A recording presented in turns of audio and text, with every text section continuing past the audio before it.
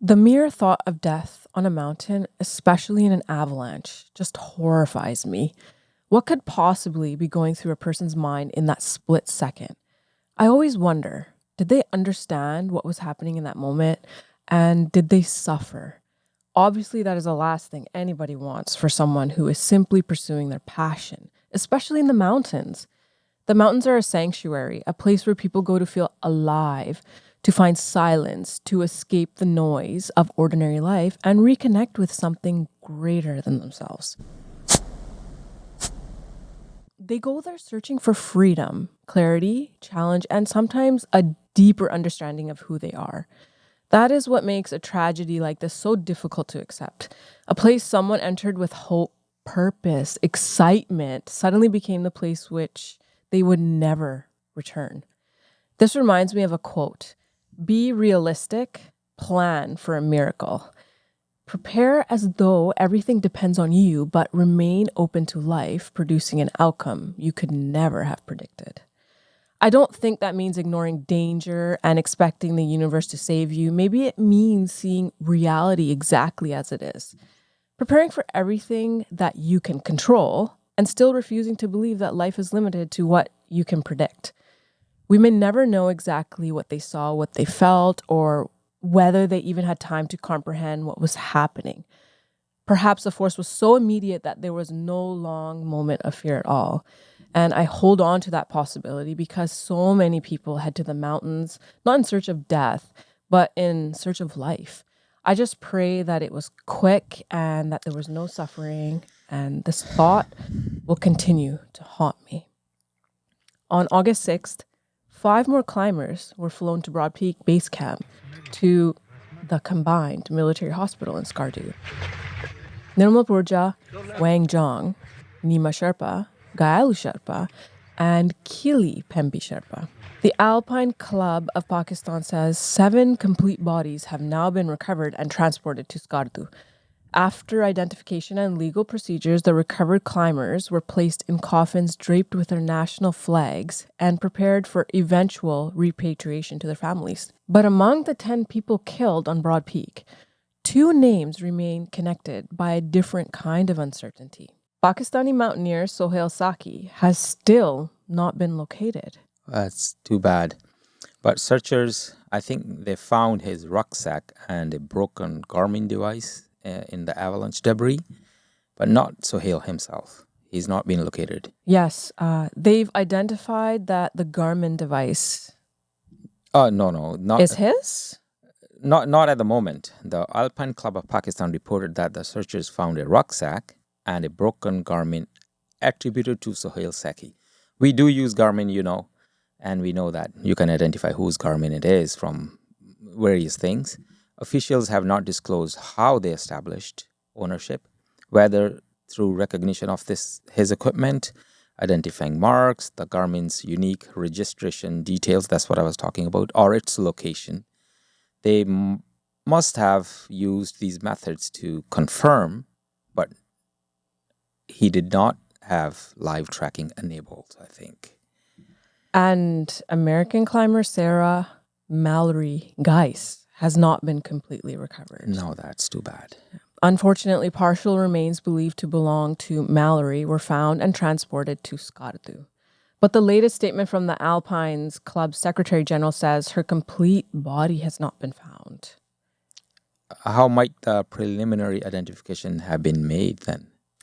If I put myself in the rescue operation personnel's shoes, I would imagine the possible indicators may include identifying clothing or distinctive expedition equipment like a harness, boots, jewelry, or personal belongings.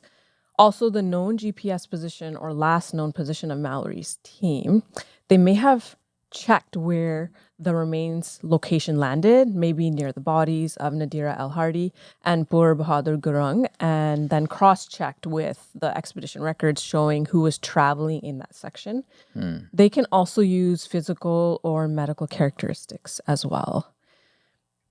And for today, we are not making another story centered only on the most famous man on the mountain. We are telling the story of a Pakistani guide whose name has too often appeared as a line beneath someone else's headline. Sohail. And of the American woman who trusted him with her first 8,000-meter mountain. One of them was trying to complete the great peaks of his own country. The other was beginning an entirely new chapter of her life. It was 2 dreams on one mountain and one decision that neither of them would return from. Sohail and Mallory were not a part of Nims Dai's company. 4 different operations had climbers moving through the same section of Broad Peak on July 30th. They were Elite Expedition, Imagine Nepal, 7 Summits Treks, and independent Pakistani American partnership of Sohail Sakhi and Mallory Geis. And, their partnership was not a random pairing created after they reached the base camp. That's right. It's important to note that Mallory had previously climbed several 6,000-meter mountains in Nepal. Explorer's Web reported that she met Sohail on one of the expeditions and that he guided her on one of those earlier climbs. The precise mountain is not identified in the available reportings. Which one, we don't know. Right. But the important point is clear. Before Mallory entrusted Sohail with her first 8,000er, they had already shared mountain experience together. So yes, most were then wondering, well, why choose Broad Peak? Well, it represented something very different to each of them. For Mallory, it was her first attempt on one of the world's 14 mountains above 8,000 meters. Broad Peak's death to summit ratio is approximately 5%, which is quite a substantial difference from a mountain like Annapurna, which has a 30% death to summit ratio. But this figure is generated by taking the total historical deaths divided by the total successful summits. Again, these figures are not just accurate enough because so many meaningful attempts have not been recorded and doesn't consider the overall unsuccessful attempts at all. So you need to take it like a grain of salt almost. And for Sohail, it was expected to be the final summit needed to complete all 5 of Pakistan's 8,000ers. He had already climbed K2, Nanga Parbat, Gasherbrum I, and Gasherbrum II. So you already know this, that Broad Peak is considered from all of these safer kind of destinations. Yes, yeah, quote unquote safer. Yeah. Yes. On Gasherbrum II, across the glacier stood K2. So Broad Peak and K2 are neighbors, roughly 8 kilometers apart, both of them. Yes. And expeditions sometimes connect the two because they share the same Baltoro approach and summer season. But we found no reliable public evidence that K2 was included in Sohail and Mallory's specific itinerary. That's right. Yeah, their documented objective was Broad Peak. Yep. Everything beyond that would be speculation. Yes. Because I think it was his last and her first, so that might be the reason, but it's just a speculation. Well, the symbolism, however, is difficult to ignore. Mallory was entering the world of 8,000ers. I've seen it happen so many times where people begin with a long treks around Everest Base Camp or the Annapurna Trek, Kanchenjunga K2 Base Camp Trek. They're so beautiful. And then the fever just hits them because you're around, you're looking up at those peaks and you're getting so curious about them. What are they? What do they feel like? They might try a 6,000er. And if that goes smoothly without any interruptions, the next is the big jump. So Sohail was trying to complete the 8,000ers of the country where he had been born. And for her, Mallory, Broad Peak represented a beginning. For him, it was represented completion. To understand Sohail Saki, we have to begin far from Broad Peak, at home in Aliabad, in the Hunza Valley. According to his identity document, Sohail was born on May 15th, 1994. Oh, Hunza. So he's Hunza people. 1994. Yes. That's identity documents. Yeah, that's 2 years before the famous Everest expedition disaster. Ooh. The the famous Wow. one. What a time to be born. Yeah, yeah, He's so young. yeah. Sohail grew up inside of Pakistan's great mountain culture. Hunza is often sold to outsiders as scenery. And I mean, there are turquoise rivers, apricot blossoms, ancient forts, and snow mountains framing every photograph. But for people who grow up there, the mountains are not a vacation background for them. Most could care less about climbing the mountains. The mountains to them just affect their work, transportation, their identity, their opportunities, and also survival. Sohail's father was a local tour guide. Chris Lininger, who is Sohail's friend, recalls that Sohail's father died suddenly while Sohail was still a teenager, around 17 or 18 years old, and while he was still attending school. Well, that matters because guiding was not something Sohail discovered through an Yes. advertisement, Yes. promising adventure.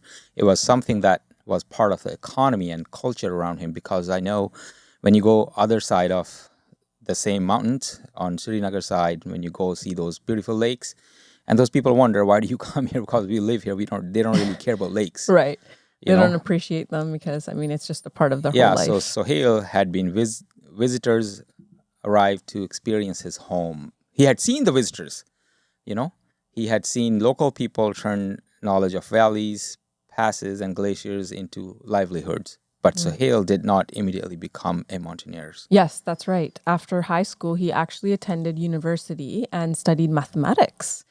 Friends remembered that he could hold large calculations in his head, distribute complicated payments among the porter teams, and understand numbers with unusual speed. He was a good navigator, kind of natural in the mountains, and professional profiles later described him as a geographer, an expedition leader, and a high altitude photographer, as well as a climber. I've seen some of his photographs, and actually, he indeed did have a good eye. Well, there's something fitting about mathematician becoming a mountaineer. Yeah. Because if you know the story of Everest, the measuring the height of Everest, it was discovered by grade 10 student from India. Yes, that is He had a correct. mathematic equation how he discovered, and when they actually measured, by other methods, it was pretty close to what he said. So mountain is filled with calculations, distance against daylight, altitude against climatization, wind against temperature. The energy against the remaining food. Yep. And most important one, risk against reward. Yes. But mountains contain one variable that never fully submits to calculation, and that's uncertainty. Uncertainty. It's funny because in a life, if you're feeling uncertain about things, you feel you need to go for a nice hike through the mountains to help you find certainty again. Well, in his early 20s, Sohail began spending increasing amounts of time trekking through the mountains and then eventually getting into guiding. Guiding became expedition work. And pretty quickly, the mountains moved from the edge of his life to the center. His friend, Chris Lininger, the founder of Epic Expeditions, first met Sohail near Urdukas during a journey toward K2 in 2018. Urdukas. Urdukas. Yeah. Yes, thank you. Like there's Hindu Kush. Yes. That's another mountain. Urdukas is another area. Yeah. Well, Lininger remembered a bearded young man wearing orange sunglasses, approaching him beneath the Triangle Towers and immediately beginning a conversation about Hunza and the Snow Lake. His first impression was simple. Sohail laughed constantly. That detail appears again and again in the memories of people who traveled with him. The laughter, the smile, and the ability to enter a difficult camp after a terrible day and somehow change its emotional temperature. Every picture, every video would show his exuberant laugh. Sohail officially joined Epic Expeditions near the end of 2021. He actually first helped lead trips through the Hunza Valley, where he seemed to know everyone, and everyone just seemed to know him. He knew where to find the best local food, the best apricots, and one of the few places serving proper espresso. Now that's so important to have some good espresso while you're trekking and climbing the mountains. Oh, the feeling after a long day or when you're just lacking the energy or you can't get up in the morning and it's like, that espresso, that first sip of espresso just like energizes you. So important. But more importantly, he knew how to make visitors feel that they were not merely customers passing through a destination. They were guests inside his actual home. Very important. He later moved into larger and harder expeditions across the Baltoro, including K2 Base Camp and Snow Lake. Former participants remembered that he stayed in contact with people long after the trip ended. Some returned to Pakistan specifically to see him again. Yes, and one description of Sohail actually appears repeatedly. He might be the strongest person in the group, but he often walked at the back. He stayed beside the slowest participant. He carried the emotional weight of people who were tired, frightened, or embarrassed. Yeah, I mean, it does happen while you're trekking, and the embarrassment it can't be avoided. You just feel like you're slowing down the group. And he understood that. Guiding is not simply leading from the front. Sometimes it means refusing to leave the weakest person behind. Yeah, like on Island Peak in Nepal, during a smaller expedition, a climber became exhausted beneath the summit. Sohail remained with her, encouraged her, and helped her continue when almost nothing remained in her body. That's nice. Yeah, on Very nice. another trip, when a climber stopped roughly 100 meters below the summit, he didn't make her feel like it was a failure. He sat with her, hugged her, and accepted that she had reached her limit. Yeah, he definitely seemed as though he wore his heart on his sleeve and deeply cared for people. That is an important part of his Broad Peak story. Sohail documented history is not the history of a guide who pushed every person upward, regardless of consequence. People who climbed with him remembered a man attentive to fear, exhaustion, and individual limits. So whatever happened in the final decision on Broad Peak must be examined, but it should be examined against the full record of who he was. Sohail's rise through high altitude mountaineering happened remarkably quickly. In 2022, fewer than 5 days before he was scheduled to lead a demanding Snow Lake expedition, he summited Gasherbrum II, his first mountain above 8,000 meters. Then instead of returning home for a long celebration, he almost immediately went back to work leading a major journey through the Karakoram range. And he was doing those 8,000ers without oxygen. Yeah, I think that Gasherbrum II summit changed his understanding of himself. He discovered, I think around that time, that his body functioned well at extreme altitude. And for a high altitude athlete, that discovery can alter the shape of an entire future of an athlete. Oh, yes, absolutely. It's definitely a great gift to have. You see the best runners in the world coming from high altitude environments. Yep. Your physiology allows you to adapt and recover faster. So over approximately 4 years, Sohail accumulated an extraordinary record without international sponsorships, media, machinery, or financial support even surrounding many famous climbers. He actually climbed K2 twice, including one ascent without bottled oxygen, Nanga Parbat without supplemental oxygen, Gasherbrum I, Gasherbrum II without supplemental oxygen, and Kanchenjunga without supplemental oxygen. Spanthik, 7,027 meters in alpine style, he also climbed. And he also participated in a winter attempt on Batura I and developed a reputation as a high altitude photographer and technically capable all-around climber. Well, K2 alone would define many careers. Oh, Sohail climbed absolutely. it twice. Nanga Parbat alone would define many careers. He climbed it without bottled oxygen. And in May 2026, only weeks before the Broad Peak, he stood on top of Kanchenjunga, the world's third largest mountain, Yes. as the only Pakistani member of the rope fixing team, because Kanchenjunga is on the borders of India, Nepal, and Sikkim. Yes. A rope fixing team have some unbelievable skills and resilience, and most importantly, patience. Wouldn't you agree? Yeah. They are not exactly following a prepared highway up mountain. It is helping build that highway. So breaking trail in very deep snow, post-holing, honestly, is so annoying if any of you have ever experienced that on a long trek. And I just wanted to add that it's so tiring. So the amount of energy that you need.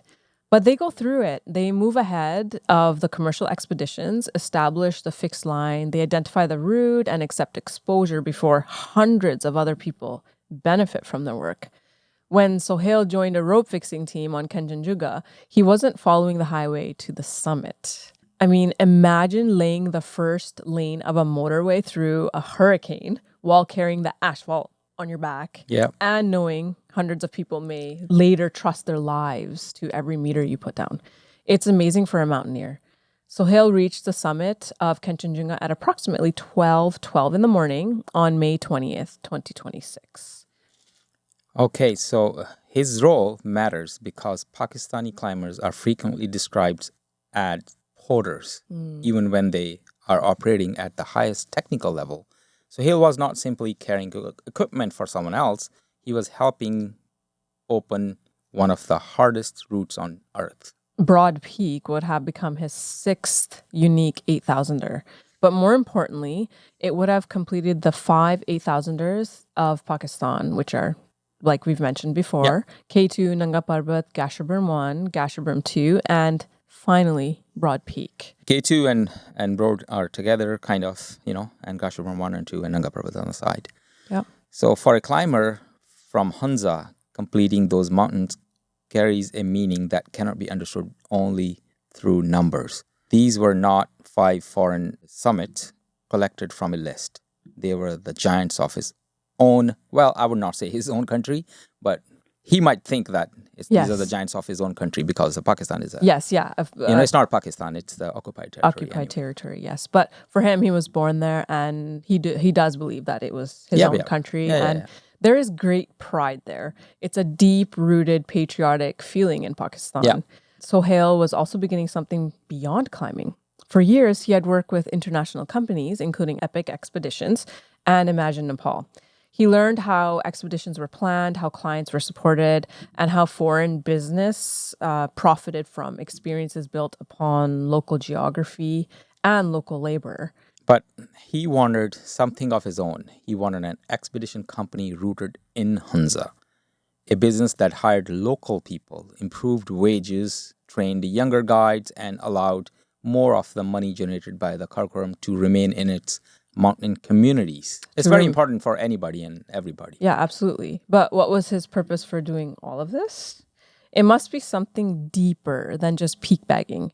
His own journal writing shows a clear philosophy he carried. His larger goal was not simply collecting the summits. When Sohail had co-founded Moving Mountains in 2025, just a year ago, he wanted mountain tourism to benefit the people who actually live in Gilgit-Baltistan. He wrote about creating sustainable local careers, training young people, keeping tourism revenue inside mountain communities, and treating the Karakoram as home rather than a commodity. And Broad Peak with Mallory was his first expedition, guiding a one-on-one client under his own company. Think about the pressure contained inside that sentence. Yes. Your first major expedition under your own name. Your first one-on-one client, a mountain that would complete the 8,000ers of your own country. Well, again, controversial. A successful ascent capable of establishing your new company internationally. Could that prove that Sohail took an unacceptable risk? Well, no, I don't think so. However, they do shape and they also have an effect on decisions in some way. But from what I've read and heard about him, it seems he just pulls all the logistics and all the outside noise aside and focuses on the life in his hands. This also helps us understand what Broad Peak represented to him. When he started the company, Sohail reportedly joked to Chris Lininger, "I will take the risk and see what happens." He added that if the business failed, he would disappear deep into the mountains and become a hermit. It sounded like a joke at that time, but inside the joke was a philosophy. He was willing to leave security behind to build something that belonged to him. That is the first dream of today's talk. Sohail was not only climbing Broad Peak, he was trying to build the future of his life after the summit. But what about Mallory's dream? Yes. This leads us to the second dream on Broad Peak. It began thousands of kilometers away in San Antonio, Texas. Sarah Mallory Geis was 39 years old. She worked with her father in her family real estate business, owned a Pilates studio as well, and had previously served on the board of the San Antonio Sports Organization. I actually love this about her. She was bringing awareness campaigns for improving sports participation and events in her community. She was keeping people active. I love this. Well, she made a life-changing decision earlier in 2026. Yes. Mallory closed the studio she had, spent years building. She described the decision online as a leap into her unknown future, one she suspected would involve helmets, harnesses, and crampons. Yes, the crampons. It was a leap of faith with an unbelievable amount of courage to shut down your whole livelihood. She was not someone who had never been in the mountains, but she was one that was slowly exposed to the remote treks, the peace, the beauty, and she felt that she shouldn't have to work her life away and not be able to feel at peace due to the time constraints or just being in, that constant rat race. She began another journey just to see the world and its hidden treasures. Mallory had climbed La Bouche East and Mira Peak in Nepal, both rising above 6,000 meters. And when these summit attempts end up being easy and it doesn't scare the wits out of you, it kind of awakens that high altitude climbing fever, the curiosity of what it's like up there. What does it feel like? Can you honestly recharge yourself from the long, grueling, hyper-focused movements of pretty much your life being on the line in every step you take? She also attended a women's ice climbing event in Colorado in January 2026. A climber, so that was not too long ago. She was in that actual event and practicing and doing a thing. And a climber who met her there described her as relatively new to ice climbing, but she was naturally athletic, curious, and respectful of the mountain risk. Well, so that's important to note. The Broad Peak, however, was a different world.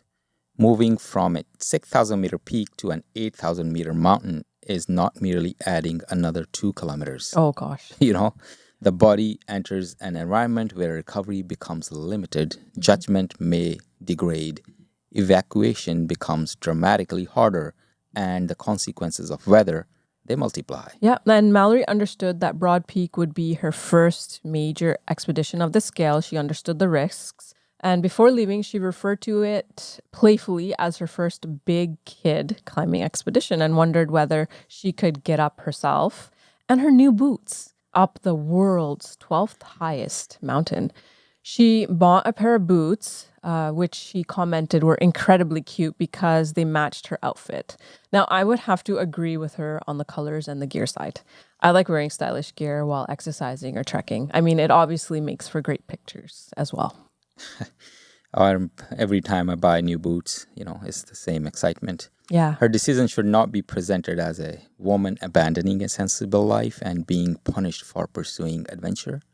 Also, enthusiasm doesn't automatically equal readiness. Remember that. Yeah, there's a fine line there. Guides almost need to be experts in human psychology, or at least have a lot of life experience to gain wisdom. The honest story lies between these extremes. Mallory had real mountain experience. She was in her element. She was reinventing her life. She was also entering her first 8,000er. And because she understood that gap, she placed her trust in an experienced guide she had previously climbed with. So, how did she actually find Sohail? Well, he was known as an advocate of climbing without supplementary oxygen, and most of his major summits had been completed without it. Mallory was on the expedition where Sohail was climbing without oxygen on the 6,000ers. She liked his personality, his principles, and she thought he was skilled. And he must have exchanged his business card with her. Now, because he had a client, even though he was planning on completing more no oxygen 8,000 peaks, he decided on Broad Peak, he would use bottled oxygen for the first time because he was responsible for Mallory. Well, that's right, though. That's how you find clients, and that's how you also decide what you have not done and you want to do, and then what the client needs to do. Yep. Well, that decision tells us something important. He was not approaching Broad Peak as an individual athlete concerned only with his own style. He was approaching it as a guide. His pace, judgment, and equipment choices were connected to another person. Yes, because using oxygen could help Sohail retain strength and clear thinking while supporting his client. But it would not protect them from an avalanche.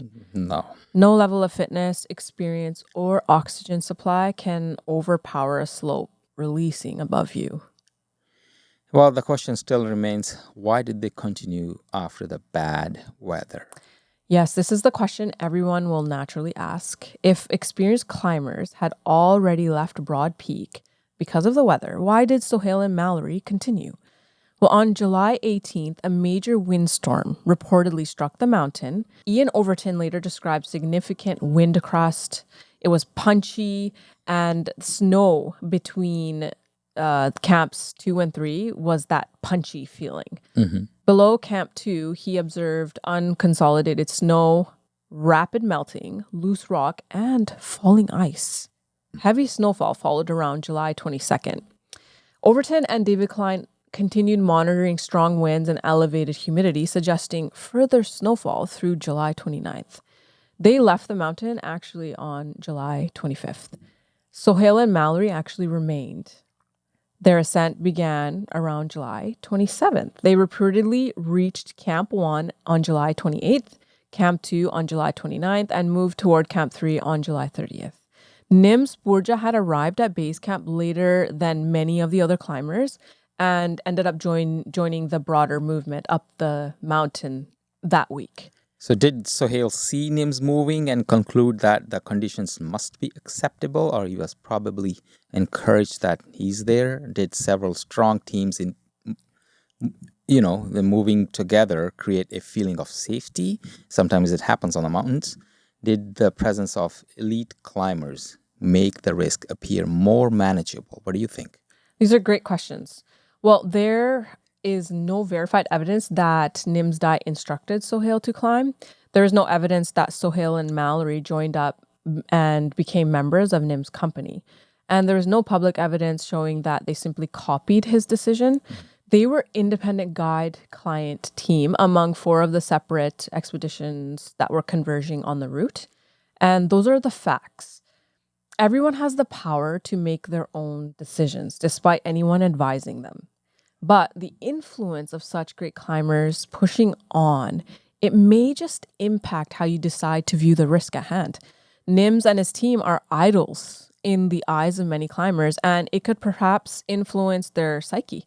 Again, these are just speculations. We cannot know for sure.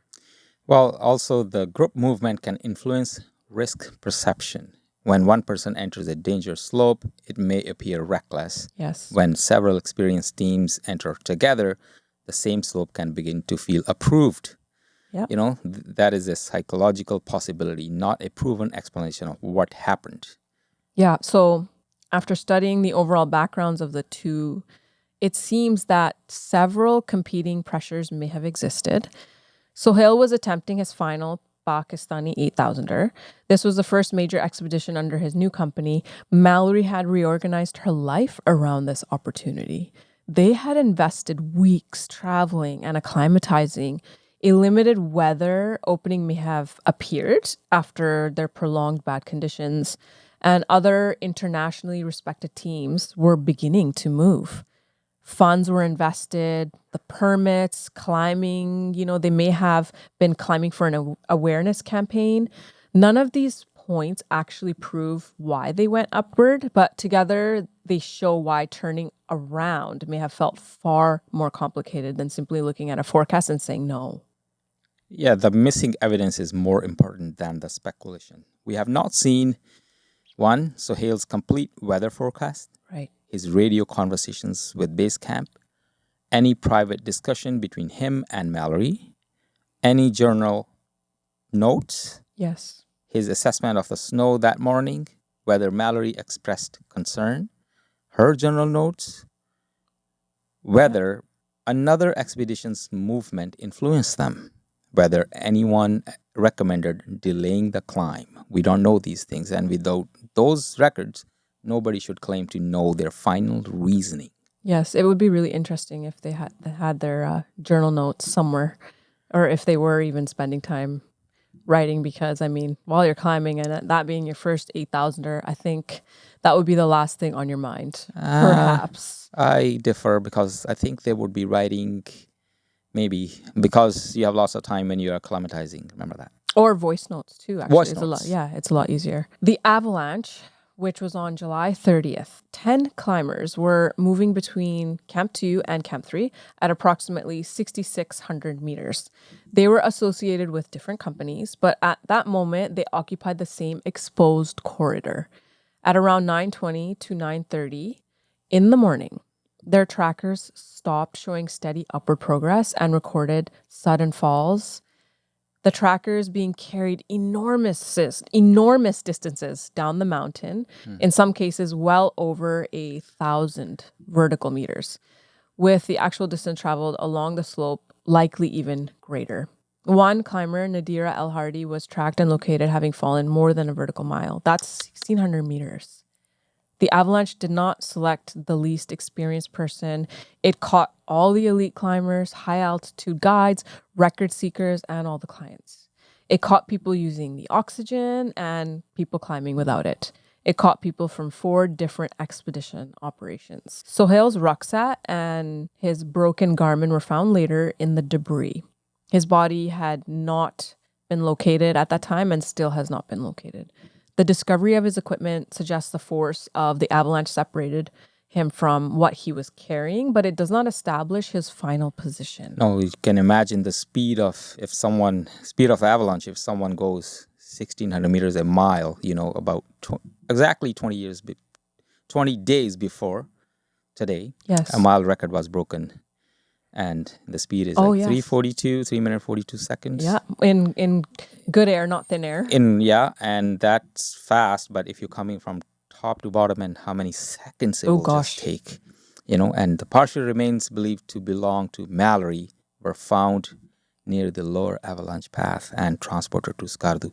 So partial remains, this is very important. Her family has requested privacy and her complete recovery remains unresolved. Yeah. They would like to wait a little bit. And Mallory's father said in a local television interview that the family understood a boulder had struck her during the avalanche. There's no publicly released forensic or avalanche report that has confirmed that account. No, we don't know. But we mention it only as her father's reporting and her father's understanding of kind of what's been happened so far. It's not as an established scientific conclusion about the actual accident. So who gets remembered as a person? Yep. The international headlines naturally centered on Nims Dai. Yep. His name was known around the world. Mallory received significant attention because she was an American and because her decision to close her studio created an understandable human narrative. The Nepali climbers, Nima Sherpa, Kili Pembe Kilu Sherpa, Noang Tindu Sherpa, Gayalu Sherpa, Pur Bahadur Gurung, the most accomplished high-altitude athletes on Earth. Sohail Saki, if he was mentioned at all, was often reduced to a few words.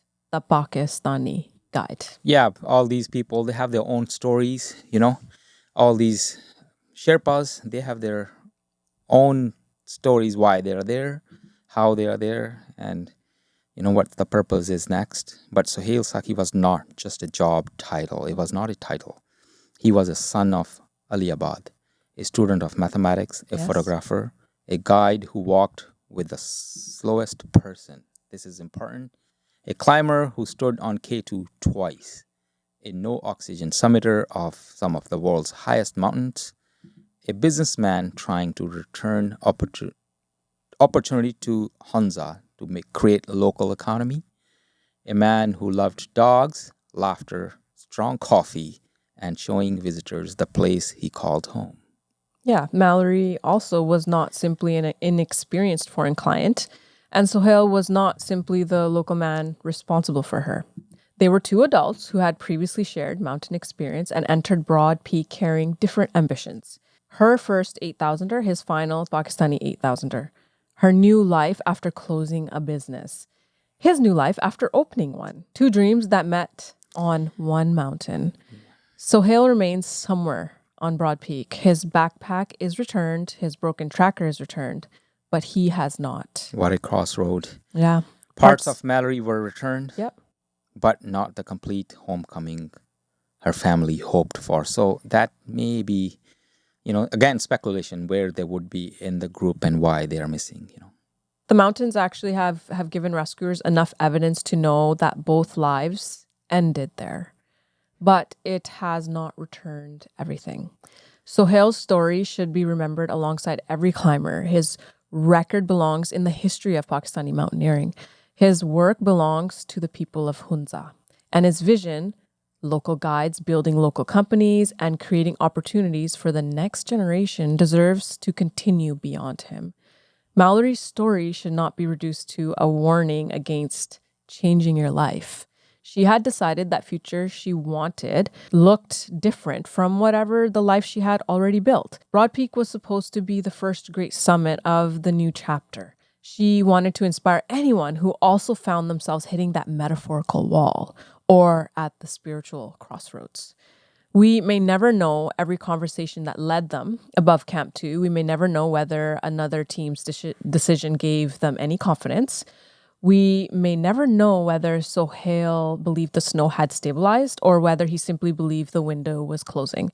An honest investigation must distinguish those unanswered questions from accusations. What we do know is that neither person arrived on Broad Peak without a dream, and neither should be remembered only for the moment that dream ended. They were two people beginning futures that mattered deeply to them. Two dreams, one mountain. And after all, life begins where fear ends. May they rest in peace, and may their families one day receive the closure the mountain has not yet been able to give them. Thanks for tuning in, guys. I'm Rima, your friendly neighborhood storyteller. Don't forget to subscribe and be sure to comment below for more topics and stories that you'd like to hear. I will leave you with a question and a wonderful quote to ponder. Do you think when several elite teams move together, can that experience create safety or only the appearance of safety? And can your judgment be influenced by just the mere presence of the people you idolize? And we'll end with one of my favorite quotes. Life begins where fear ends. Osho.